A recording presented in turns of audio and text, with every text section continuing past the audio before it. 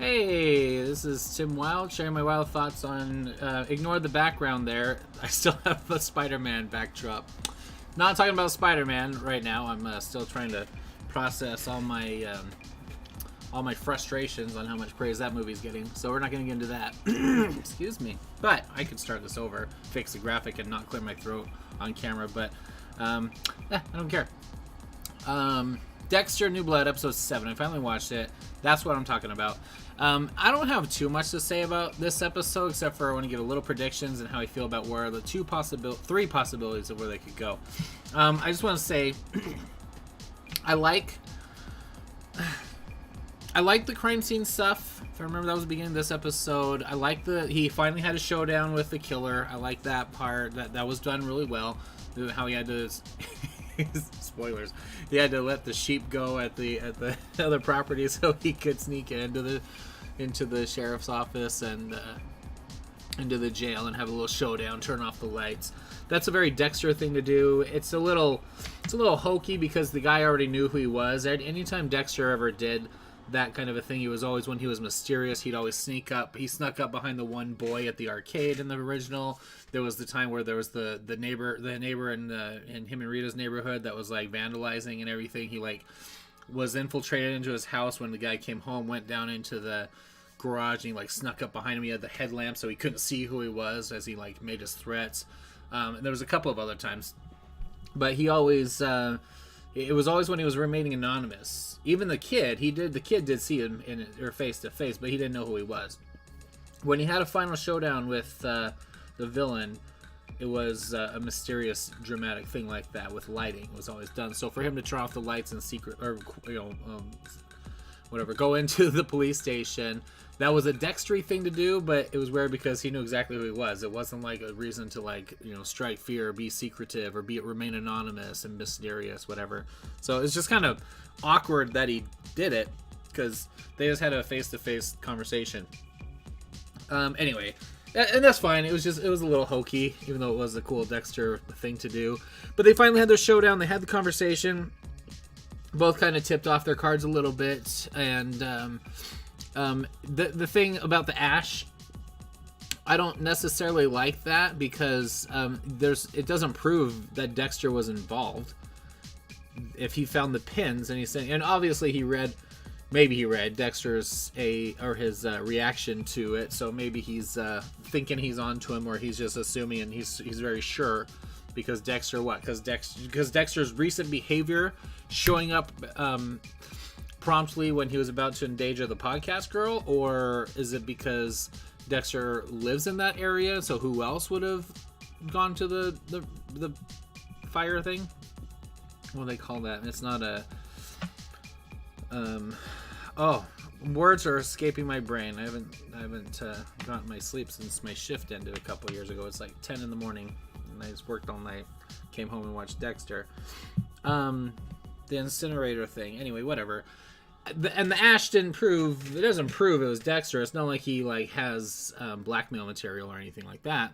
All it did was say, I know something's up, and I know that you're the one acting weird, and you're the one that seems most likely to have been involved. So he has a vendetta. It's not just that I caught you in a crime, it's you killed my son.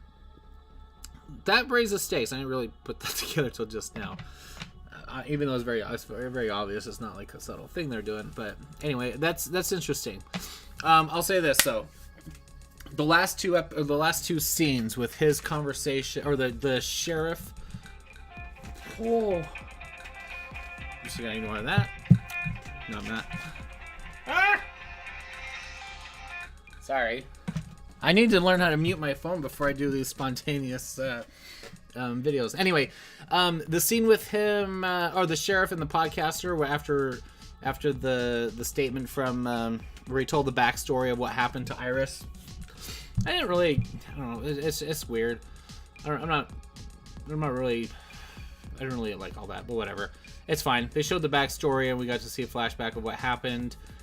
And that has to be correct. That has to be the truth. The show Dexter, if they've ever shown a flashback, It always was accurate.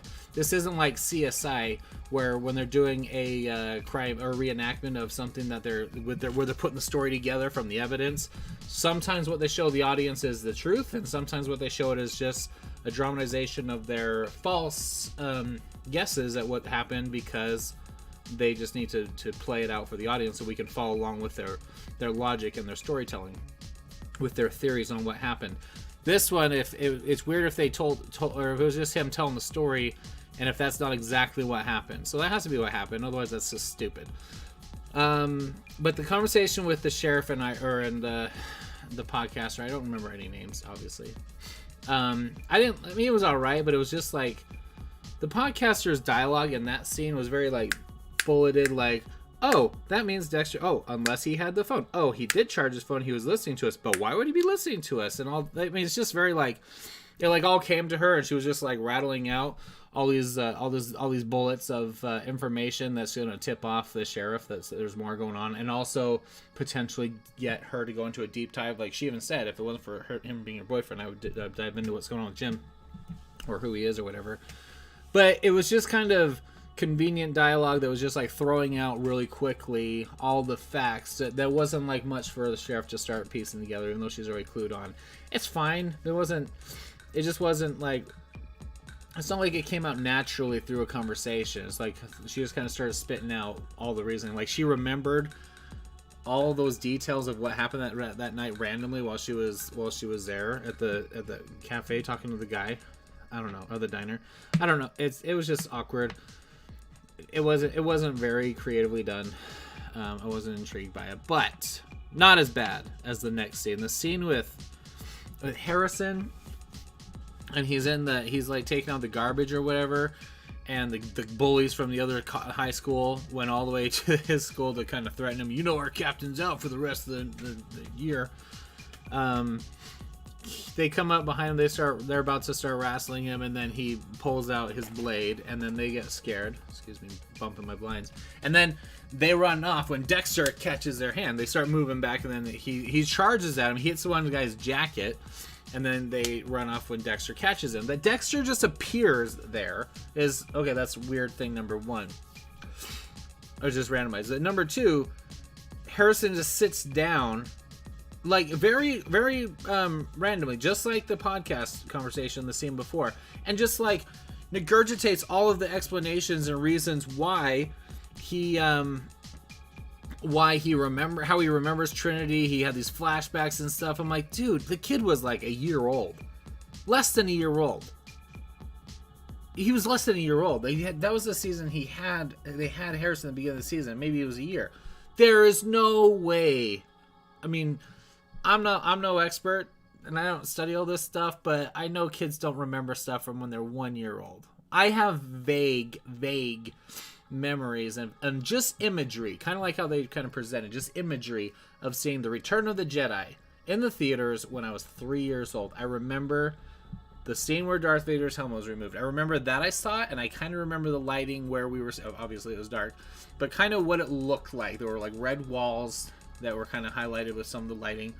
And I remember that from being 3 years old. I think that's my earliest memory. There's no way this kid at 1.5, maybe 2, he was not 2, could remember the details of what Trinity said, what he looked like, what he was doing in the bathroom, and then specifically that he used a straight edge razor to do the kill. No way that was going to be even burned into his subconscious. There's no way that was going to trigger like his behavior now. That was dumb. I'm sorry, that was dumb. Maybe the blood thing. Dexter was older, and he didn't remember stuff because he blocked it. He blocked it from his memory, and then it came out later on as he started learning more about his background and who he was and stuff about Harry and who the ice truck killer was. For Harrison to like remember without all this traumatic stuff bringing it out, there's no way. That was really lazy writing. Maybe having tendencies, fine, but have the details and the MO of how he was killing with the blade. No, that was dumb. That was really dumb. Is it good for the show? Makes it kind of intriguing, I guess. But is it dumb? Yeah, very dumb. Okay, here's the thing. The thing though, he rattles off all of that, and now and then instantly Dexter is like, "Oh, I gotta tell him everything." Why? Why can't you? He says I'm messed up. That's what Harrison says. He says I'm crazy or something wrong with me, whatever. Okay, you're telling me that Dexter can't take a stab at trying to parent and take care of him and try and lean him, even if he's going to teach him the code, without going back and telling everything. Remember how careful Dexter was to not trust anybody? Only like 3 or 4 people found out who he was if they weren't targets.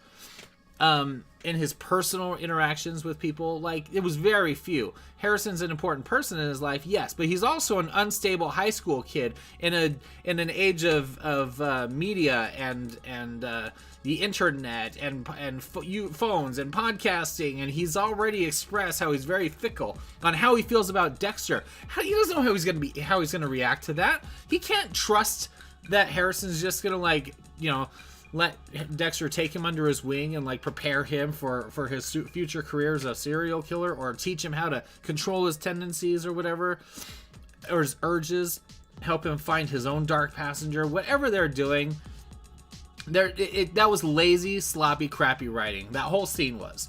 For Harrison to rattle off these details kind of quickly, and if you watch that scene, it's very like blah blah blah blah blah. It was very like they didn't take any time to have an actual conversation. There was no interaction. There was no processing through the sentences. It was just and then you saw him and this podcast messed me up, and now it all came back to me. I was like, all right, dude, this is dumb. I didn't like that scene. But here's the thing: if Harrison's gonna become a killer and Dexter has to put him down, that's option number 1. I don't like that.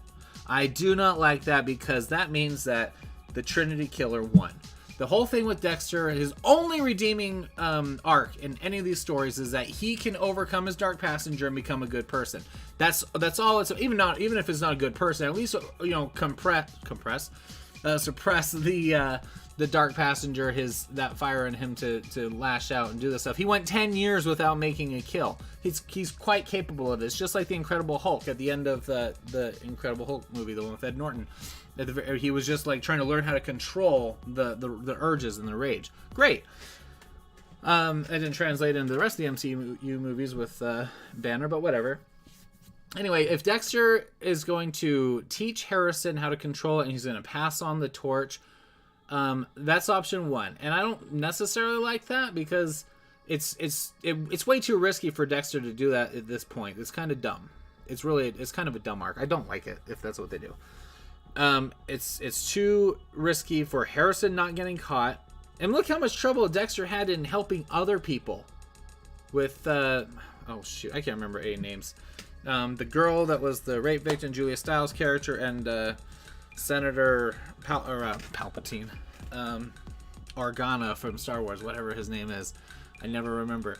When he helped people and helped them be involved in his killing, even Deb, towards the end, it was a very big deal, and everyone kind of messed up in there trying to help him. Yeah, Dexter messed up here and there too, but it had to be him doing it, because he's the one. He has the perfect control over it because of his personality, his skill, his practice. He knows how to do it right. Every time he involved someone else, he always ended up having to clean up after them and slip up. People almost got away. The person helping him almost got hurt. Whatever.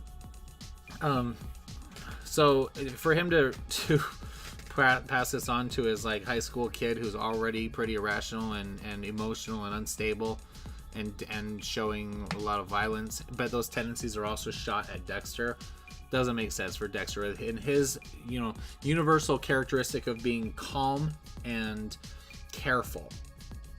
That doesn't work. It doesn't work. So that'll be dumb if he tells him everything and then teaches him the code. Second option is for him to help suppress it, or work through it, or teach him some of the values of the code without actually teaching him that I'm actually going to show you how to kill people. There are concepts that he can learn from the code in how to practice in his life. The things that Harry taught him about controlling yourself, finding another outlet.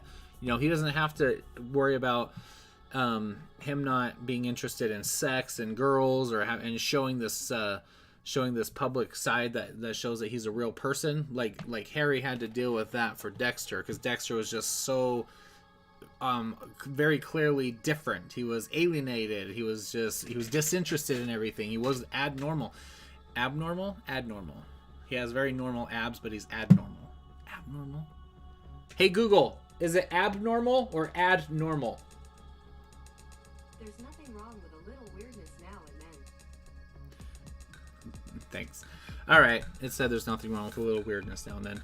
Sorry this is going so long because I'm rambling. That's what I do. I don't care. It's my channel. If you don't want to watch it, then don't watch it. If you want to watch it, thanks. Whatever. Okay, so Dexter, if he can teach him the values, how to be safe, how to get along with people, how to control the urges, how not to act with certain people, or how to control having relationships, how to, like, he's the best one about that, but how to control and angle your aggression and those passions he have inside of him, and have a creative, or not necessarily creative, but have a positive outlet or a channeled outlet that's not going to cause him to lash out with these desires, which is why Dexter was like killing puppies, and not puppies, but dogs and birds and stuff as a kid. He can teach him how to kill, dogs and birds and stuff as a teenager. I don't know, but him teaching Harrison, helping him learn control without exposing everything about him, fine. I'm fine with that. Him passing the torch, I don't like that. One, because, well, the third option, 1, 2, 3, is Harrison killing Dexter. For Dexter to lose his life or go to jail, and he would kill himself before he went to jail, but for Dexter to lose his life somehow in trying to take care of Harrison, some kind of final noble sacrifice. The problem with that is, once again, the Trinity Killer wins. If Harrison, all this stuff about the tragedy of those personal, because Dexter said, he even told the sheriff, can't remember her name, he told her, is it Anne? Whatever. He told her when he was describing, what was it? What was I saying? I just lost my train of thought. I could pause this, but I'm too lazy. He said, Dexter Morgan was cursed. That's why he took on the person Jim. Yeah, part of that was a lie. It's just an alias to hide who he was. But he said Dexter was cursed. All the people closest to Dexter, most of them died. The most important people. So there's something about that. And if this is some kind of beautiful poetic ending for this story, is to have Dexter die by the hands of his son, that's stupid. Because that means that the curse of Dexter just ended in his life, but most importantly, that means that he never defeated the Trinity Killer. I don't like that. I like because they spend the entire following season on him dealing with, was Harrison, was he affected by what happened to Rita? And there are so many important points in that season that showed, no, he's okay. When he scratches the kid at the play party or whatever, the activity with the other moms and stuff, and he was worried about behavior. He was asking the nannies, about how he was doing. He was talking to the therapist about how he's dealing with it. Like, there was all this stuff and all this comfort that came to Dexter, that his son came out of it okay, that he's gonna be okay, he's gonna have a normal son. That was such a big deal, not just to him, but for the story, for the character. Now, if they just undo that, which they already have, saying that no, he was affected very, very vividly with memories of what happened. Now, it just leads to Trinity killed Rita and broke his family, got rid of the other two kids because that lost the stability and the foundation of the home, where Dexter couldn't be Dexter with his job and his serial killer career and take care of the kids. We learned that very quickly. He couldn't even take care of just Harrison, leaving him in the hands of all the nannies all the time. So he broke up the family, lost everything, and his one shot at being normal. Rita was there from the very beginning as his one person that could bring some humanity and some reality into who he was, some normalcy. Completely done away with that. Now Harrison's back.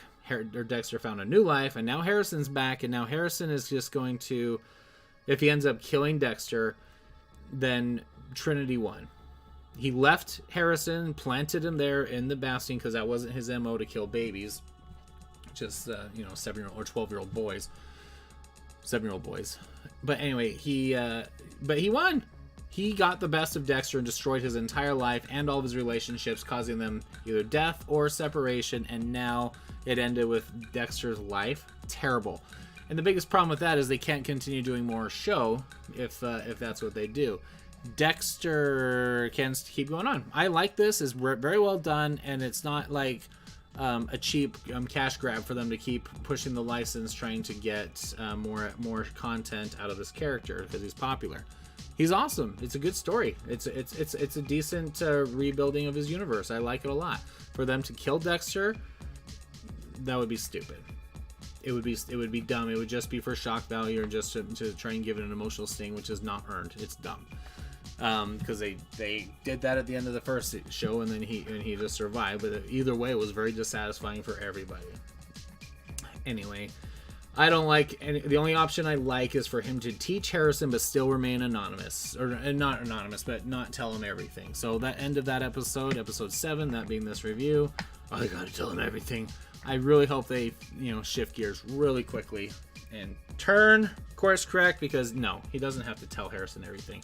This could go bad, and if it goes straight and he's like, oh, okay, Dad, I'm gonna follow your lead. I'll do what I can to be more like you, and you'll help me to be able to control this stuff.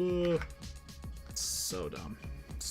Anyway, all right, that's all I have to say for now, except for I gotta take back what I said about Deb in this show, how she has more physical interaction with Dexter, and I said that they're not ghosts, but the spirited personifications of those his deceased family, they never did that or interacted and touched things. I'm completely wrong. As I continue watching them in season 6 or 7, Brian is touching things. He's throwing garbage bags of body parts off the boat with Dexter.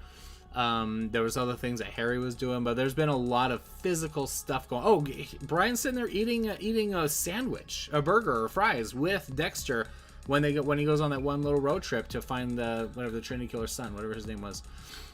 There's a lot of physical interaction. I just kind of forgot about it, so I take it back. That's okay that Deb is physically doing and touching things. So anyway, okay, that's all. Thanks.